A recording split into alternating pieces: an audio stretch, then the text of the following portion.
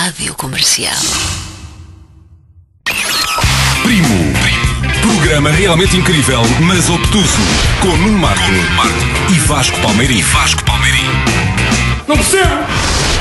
A primeira pergunta é, sentado num estúdio de rádio, com fones na cabeça e o microfone à frente, o que é que lhe passa pela cabeça? Neste momento passa porque é gerir-se, porque é assim, eu acho que a rádio hoje em dia continua a ser fantástica, mas está demasiado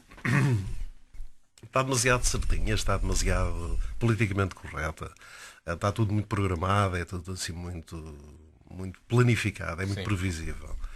E estar aqui, este início de programa, fez-me recuar a uns tempos em que a rádio tinha este tipo de liberdade. Há que dizer que o António foi o primeiro genuíno grande maluco, apesar de estar Nuno, há uma questão que é: eu venho de um tempo em que o ouvinte era tratado, atenção, por estimado ouvinte. Claro. O senhor rádio ouvinte, o ouvinte, eu sou dos primeiros, talvez, a quebrar essa barreira e a dizer olá amigos, bom dia, que era uma escandaleira terrível. Quer dizer, claro. Eu lembro-me que fui chamado a um administrador e ele diz-me assim, não foi diretor de programas, porque o diretor de programas nem se quis meter isso. E ele disse, não, eu falo com o rapaz. E chamou-me e disse, você tem consciência que do lado de lá há pessoas que não são suas amigas? E diz, olá amigos e tal, o que é isso? Eu, na altura, fiquei e disse para o senhor, olha, à partida, um indivíduo que me sintoniza, que quer alistar uma coisa parecida, inimigo não deve ser. Não sei que seja masoquista. Mas, portanto, achei que sim. E isto tem a ver, a rádio era, na altura, há 45 anos atrás, a rádio era muito cinzentona. Muito engravatada, muito chata. E, portanto, eu pertenço a uma geração que vem quebrar um bocado com isso. E se calhar não soubemos foi quebrar da melhor maneira e fizemos muitos disparates, fizemos muita generada, fizemos coisas que não deveríamos ter feito e eu, nomeadamente, fui um bombo de festa, fui um alvo de todas as coisas, não é? Eu tive indivíduos, por acaso é giro, eu tenho crónicas escritas por exemplo, num diário que já desapareceu, que era o Diário Popular, em que o cronista da época dizia, há 40 anos, que eu era um tipo que devia ser irradiado, devia ser mandado para um país do terceiro mundo e tal, e que era um piroso, isto, aquilo e não sei o quê. 20 anos depois, o mesmo indivíduo, no mesmo jornal, já o jornal estava quase a terminar, escrevia a dizer que eu era um grande fenómeno de comunicação que devia ser estudado e que era um caso extraordinário, não sei o quê. E que eu tinha tem guardadas essas duas. E que eu tinha evoluído muito. Quer dizer, eu acho que sim, que evolui. Quer dizer, no seu livro, chamado, aliás, Memórias da Vida e da Rádio dos Afetos, do António Sala, isto é obrigatório em qualquer estante, em qualquer expedite do IKEA, isto fica lá muito bem. Ou numa Billy, e eu por mim falo. Eu também pensei nisso. O António foi um fenómeno. Em termos técnicos, o António foi o maior. E a minha pergunta é, não teve noção disso na altura? Não. Na altura não tinha. No despertar ao vivo, num campo que é na Pinha. Tinha a sensação de que aquilo era um êxito e, portanto, que eu estava na crista da onda e que é bestial, isto está a ser um sei, ninguém leva mais gente que nós. E as miúdas sabiam todas quem eu era e tal, era mais novo e não sei o quê, isso era muito giro. Mas agora a consciência é assim mais trabalhada, mais estudada no sentido de como é que isto se explica sob o ponto de vista sociológico, não, sem querer fazer grandes exercícios, não é, intelectuais. Mas essas noções não tinha nenhuma. Nem percebia. Hoje começo a perceber. No lançamento do livro, o professor, o meu querido amigo professor Marcelo Rebelo de Sousa, disse uma coisa que eu acho que é muito engraçada. Ele disse a determinada altura que eu politicamente na época nem devo ter tido consciência disso, mas servia um bocadinho para pacificar um país que tinha acabado de sair de uma fase que era muito revolucionária e que estava a entrar numa outra fase que era demasiado autoestrada e demasiado cimento. E que eu fui assim uma espécie de charneira entre estes dois estados de coisas, uma época pós-revolucionária e uma época depois a seguir, que tende a ser exatamente o contrário, um bocado reacionária, e que eu me conseguia situar no meio termo disto e criava um certo equilíbrio. O António acabou a fazer uma suave revolução à sua maneira, radiofonicamente. Não vou tão longe, não vou tão obrigado, acho que não. Mas foi uma altura interessante, foi uma altura gira. Eu aqui há uns tempos tive uma experiência muito engraçada. Ia na Rua Evans, que aliás o Vasquinho aqui conhece bem, ali na Baixa, E foi de uma hora de pouco movimento. E eu ia, e no mesmo passeio, para cá, vinha um rapaz novo, pai da sua idade, Vasco. E o rapaz ficou assim a olhar para mim com ar esquisito, foi olhar, sempre a olhar para mim, e eu até pensei, conheço, ou ele, pronto, qualquer coisa. E ele passou, e depois de ter passado, percebi que ele voltou atrás, e tocou-me no ombro, e disse, é o Sala, não é? É pá, desculpe lá, eu agora não resisti, que preciso lhe dizer uma coisa. E eu, força.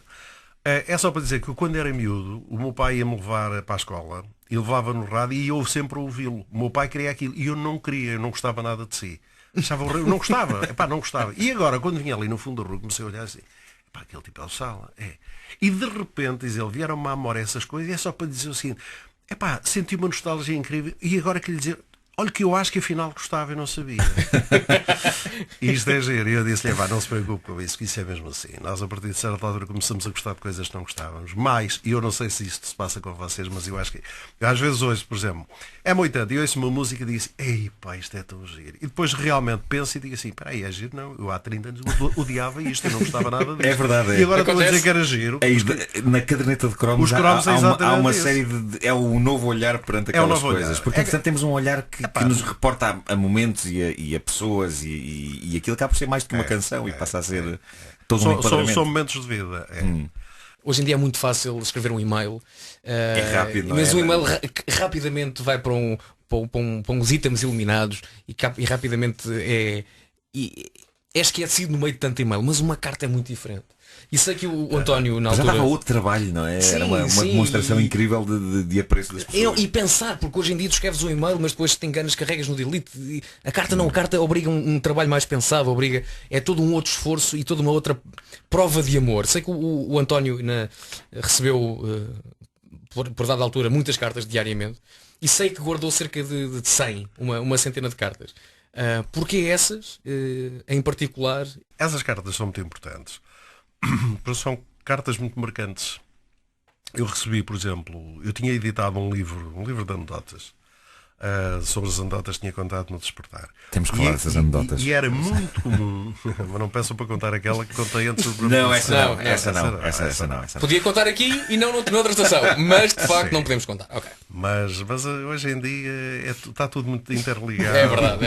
É verdade, de maneira que a borboletinha que bate as asas na Austrália provoca aqui a boa velha teoria do caos. E eu recebia muitos livros que eram enviados pelo correio, pessoas que me pediam, que viviam longe, e que me pediam para eu fazer o favor de autografar e depois devolver, até pagando a cobrança e tal, aquelas coisas. E eu fazia esse exercício permanentemente. Recebi um livro em que, quando eu abri o livro e ia para assinar, naquelas folhas iniciais, numa das folhas iniciais do livro de abertura, o livro já estava autografado, mas não era por mim. E era por quem? Por quem me o tinha enviado. E eu achei aquilo uma coisa estranha. E depois li a conversa, aquilo não batia assim muito bem. Dizia, para que fique com este livro seu, como marca e como recordação desta importância que eu lhe dei, não sei o quê. Era uma coisa assim um bocado estranha. E eu achei, a pessoa em questão é louca. Comprou um livro para assinar, para me mandar para mim. Ótimo, comprou um livro, pensei eu. Mais tarde, e este mais tarde terá sido 2, 3 dias depois, a minha mulher, nós tínhamos de oferecer livros, temos sempre de oferecer livros, e vocês sabem isso, que têm livros também publicados. E às tantas eu disse assim, olha, há aí um livro que podemos aproveitar para oferecer a alguém. É só rasgar a folha que está escrita por ele e faz o autógrafo na outra folha a seguir, ou naquela que antecede e tal. Sim. Isto politicamente é muito incorreto dizer. Não, já passaram muitos anos. Já prescrevemos. Não, mas é que a família existe e as pessoas conhecem. Atenção lá. Mas elas sabem a história. E então, assim foi. E a minha mulher rasgou. Passado um bocado, chegou ao pé de mim e disse assim, olha, e o que é que eu faço à carta? Disse, qual carta? A carta que vinha dentro do livro. Dentro do livro tinha um envelope e tinha uma carta. E disse, eu não vi carta nenhuma. E essa carta explicava tudo.